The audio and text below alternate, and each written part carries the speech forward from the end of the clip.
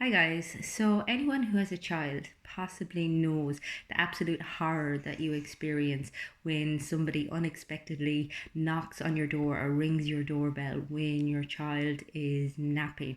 And this has happened to me so many times during since my child was born.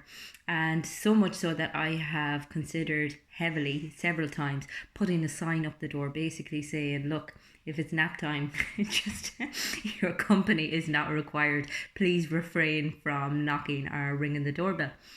However, the other day, I suppose I put my son down for his nap, had a few bits and pieces to do, and there was a knock on the doorbell, and I bolted for the door, swung it open, and there was a guy there that was basically cold selling, I think, his Tarmacadam business, and I just said, "Look, I'm sorry, I've put my son down for a nap. We're only renting here anyway, so we're not really interested." And with that, I didn't even really give him much of a chance to get a word in and said bye and closed the door.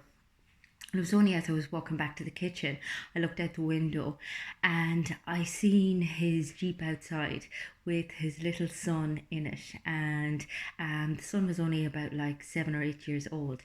And I was hit with this horrible feeling of shame and pure disgust at myself, if I'm being honest. I mean, there was I, so caught up in my own stress and my own priorities, which aren't really that important, that I couldn't even give this guy the time to just say what it was that he needed to say, especially with his son watching. I mean, he's out there, like all of us, just doing his best. And, kind of knocking door to door is not easy for anyone. And as I said, I felt so horrible that I hadn't even given him a few minutes just to say what he had to say. And it made me think quite a bit about how much our stressors and our anxieties prevent us from being the kind, authentic people that we actually are. Oftentimes we come across as grumpy, as irritable, we're, under stress, and as a result, we tend to disconnect from people, we push people away, and we stop seeing reality the way it is.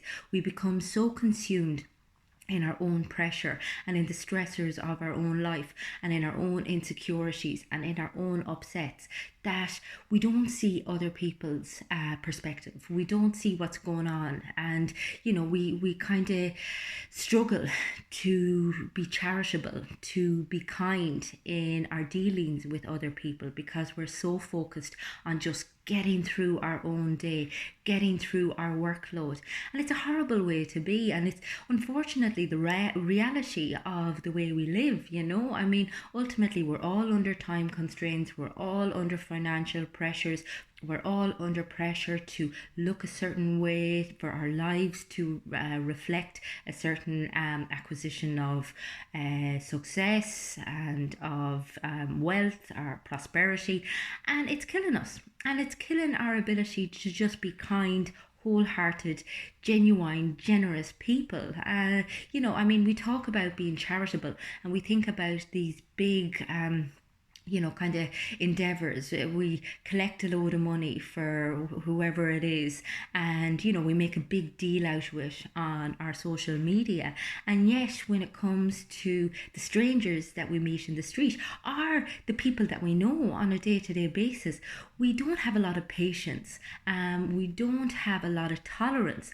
And yet, that's where charity actually starts. That's where kindness actually starts, with the people that we work with on a day to day basis. In fact, it starts with ourselves, and oftentimes the lack of tolerance, the lack of patience, the irritability is a reflection of how we feel about ourselves.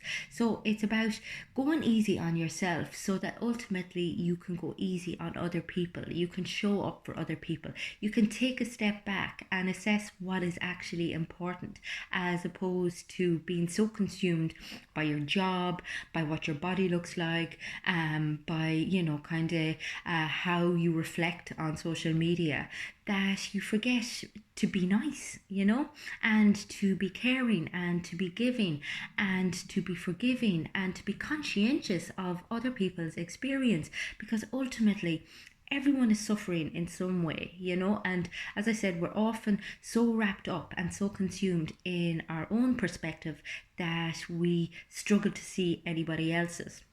Now, the thing is, I was actually telling this story to my husband afterwards, and he was like, "Oh, Will Smith already made that into a film." I was like, "Trust me, not to be even original."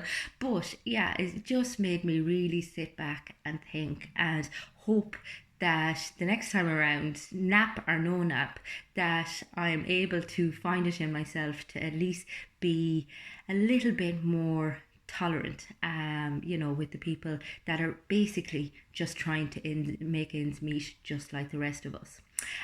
If you want to get in touch with me and do a little bit of work on your ability to connect with others, on your ability to tap into your authentic self and to find a more purposeful way of living, get in touch with me on my website. It's fundamentals.ie.